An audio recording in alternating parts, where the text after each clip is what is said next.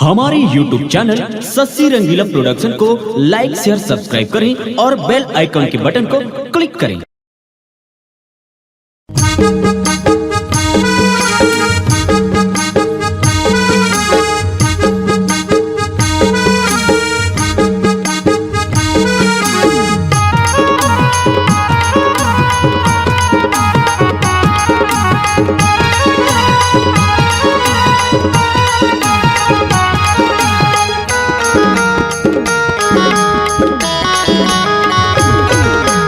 भजल जपलेगा भैया सतनामला, भजल जपलेगा भैया सतनामला।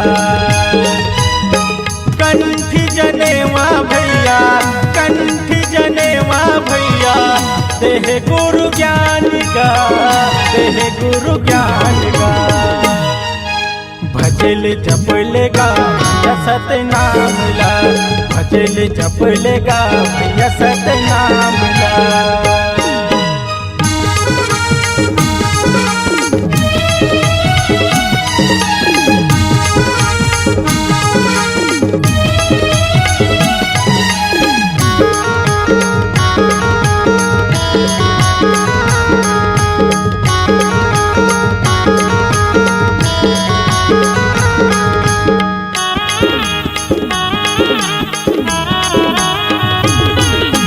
जन्म ले हंसत नामी सगमा, गुरु चेला कहला थनगा। काम करो वैसे इतिहास लो लिखावेगा, काम करो वैसे इतिहास लो लिखावेगा।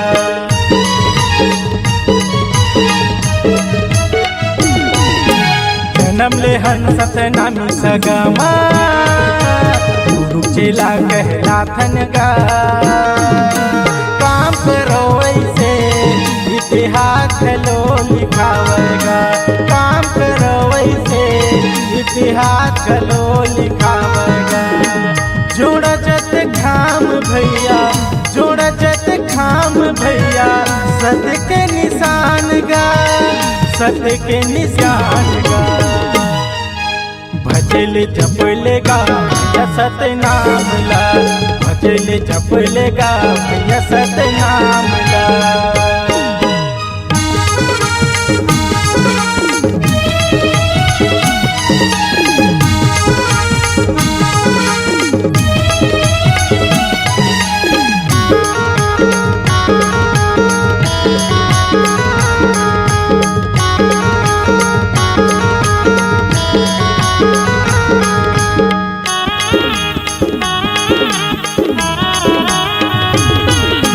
रचे रहिस इतिहास गुरु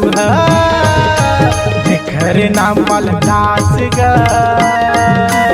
अंग्रेजी शासन है धर्मा भाग, आगे सतनामी राज गा।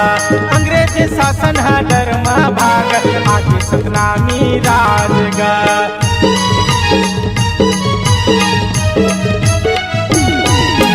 रचे रहिस इतिहास गुरु घर नाम दास गा।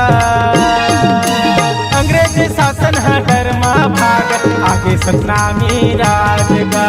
अंग्रेजी शासन है धर्मा भाग, आगे सतनामी राज गा।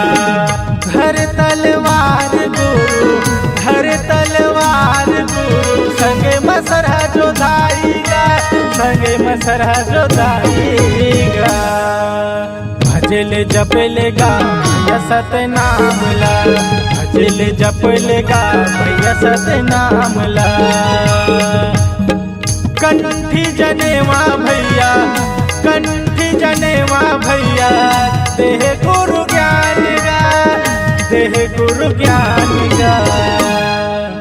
भजल जपलेगा भैया सतनामला, भजल जपलेगा भैया सतनामला। भैया सतनामला, भैया सतनामला, भैया सतनामला। जय जय सतनामला, भैया सतनामला, जय जय सतनामला।